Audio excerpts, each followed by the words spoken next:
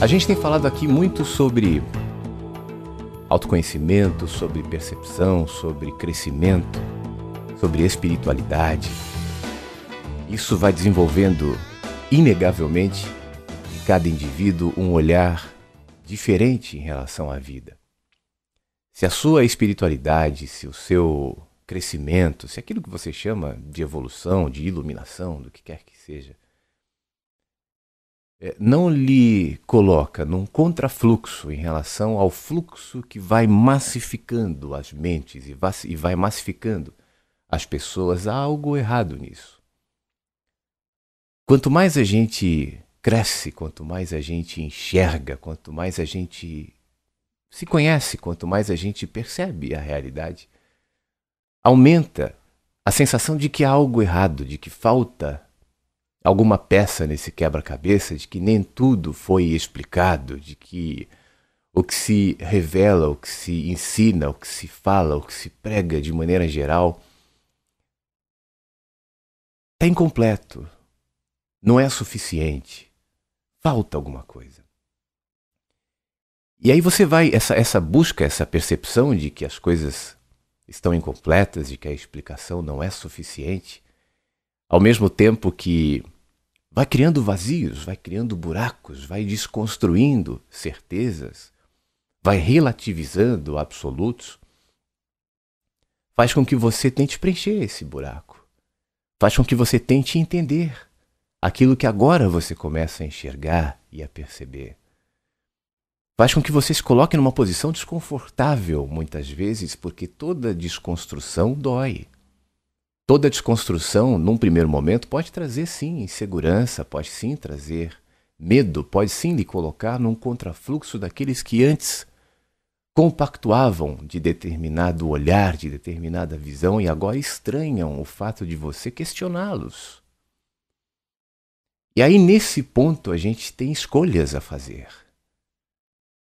É nesse momento em que você escolhe se aprofundar na consciência que começa a se instalar como olhar, como verdade, como perspectiva, como atitude, como posicionamentos de vida para você, ou se você simplesmente vai abafar aquela flor que está nascendo, aquela árvore que começa a crescer, se você vai regar e deixar que aquilo se transforme em árvore, para que um dia dê frutos, para que um dia dê sombra, para que um dia se torne uma bela e grande e linda árvore, ou não, ou se você simplesmente vai destruir aquela árvore naquele momento, porque o crescimento dela naquele jardim que antes era vazio se tornou naquele momento inconveniente, desconfortável no mínimo.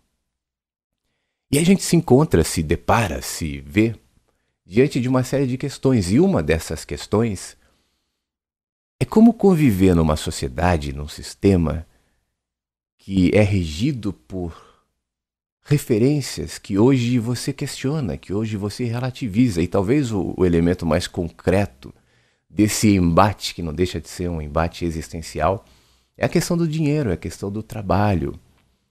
Como alguém que de repente começa a despertar em consciência, enxergar a vida, entender que Deus mora dentro, se olhar, perceber a conexão com o próximo, entendendo que tudo está conectado. Como alguém assim pode entrar às 8 horas da manhã no escritório de terno, gravata, crachá, fazendo o que não gosta, ficar ali até o fim da noite, ou qualquer outro trabalho que não gosta, sem se sentir, no mínimo, desconfortável com tudo isso? É por isso que eu recebo alguns e-mails de pessoas me perguntando assim, mas e agora? O que eu faço? Como é que eu levo a minha vida? Eu preciso pagar contas, eu não posso só ficar nessa de consciência, de reflexões, e eu preciso viver a vida real. E me chama a atenção nesse tipo de comentário porque existe uma dicotomia de percepção, e essa dicotomia é proposital. Nós separamos a vida real, material, profissional da nossa vida espiritual, da nossa consciência, do nosso crescimento, e aí a gente, nesse primeiro momento em que enxerga as coisas separadas, entende que eu posso viver ou aqui ou ali. E quando eu estou aqui, eu não posso estar lá. E quando eu estou aqui, eu não posso estar aqui. E isso vai criando essa confusão. O que eu tenho aprendido e eu queria compartilhar com você é que não há essa separação. Quando eu falo que nós podemos ser vagalumezinhos porque nós não podemos ser luz do mundo, nenhum de nós é. Mas nós podemos ser vagalumezinhos onde nós estamos, onde nós convivemos, nós podemos brilhar e iluminar o ambiente, iluminar as pessoas. Isso inclui o trabalho, isso inclui a sua vida no cotidiano. O que eu quero dizer é que você não tem que interromper a sua vida, deixar de trabalhar, ainda que seja, como eu há pouco dei o exemplo, no escritório de manhã até à noite, a não ser que você se sinta mal, que não seja a sua profissão, que você não goste do que está fazendo, e nesse caso você deve buscar fazer o que você gosta, o que você faz bem, qual a tua vocação, a sua formação, mas não se trata disso. Nesse caso, o bom senso, como em todos, é o ideal. Mas o que eu quero dizer é que quanto mais a gente percebe que a vida toda está interconectada e que tudo que eu faço pode ser um reflexo da minha interioridade e uma oportunidade para que eu brilhe, seja o trabalho, seja o que for, acaba se tornando mais importante do que simplesmente ir para lá ganhar dinheiro e desenvolver uma carreira, por exemplo. O que eu estou querendo dizer é que você pode dar significado às coisas. A grande mudança quando a gente se descobre, quando a gente começa a tirar os véus, quebrar os muros, romper labirintos, é que a gente percebe que o significado de cada coisa é dado por mim. E quando eu projeto naquilo o significado correspondente ao que tem crescido dentro de mim, tudo ganha uma nova cara, tudo vira oportunidade. O problema é quando a gente, por exemplo, encara o trabalho como uma oportunidade de ganhar dinheiro e só. Quando o dinheiro é a grande referência e força motivadora da minha vida, a frustração, a inquietude se perpetuará. Afinal de contas, nunca é suficiente. Dinheiro é autoafirmação, dinheiro é necessário. Mas chega um momento em que ele vira autoafirmação, em que ele vira exercício de poder, de força. E na mesma proporção em que isso me aparentemente faz crescer para o lado de fora, me diminui para o lado de dentro. E é por isso que eu vou me tornando cada vez mais esburacado, cada vez mais fragmentado diante dessa prioridade distorcida. Então você não tem que interromper a sua vida. Viva de maneira plena, trabalhe, tenha amigos, se divirta, tenha os seus relacionamentos, faça o que você gosta de fazer. Mas haja a partir da sua consciência.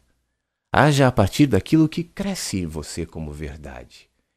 E vincule uma coisa à outra. As suas amizades, o seu trabalho, a sua vida ganhará outro significado. E esse significado que você vai emprestar e vai vincular ao que você faz, seja o trabalho, sejam os relacionamentos, seja seu entretenimento, seja o que for, naturalmente vai modificando e vai adequando e reharmonizando aquilo conforme o que tem crescido dentro de você. A minha proposta é só que você inverta as prioridades, que o seu interior, que a sua mente, que a sua consciência não seja moldada pelo seu trabalho, pelo seu entretenimento, pelo que está do lado de fora. Mas que o que está do lado de fora seja transformado, seja moldado pelo que está do lado de dentro. É só isso.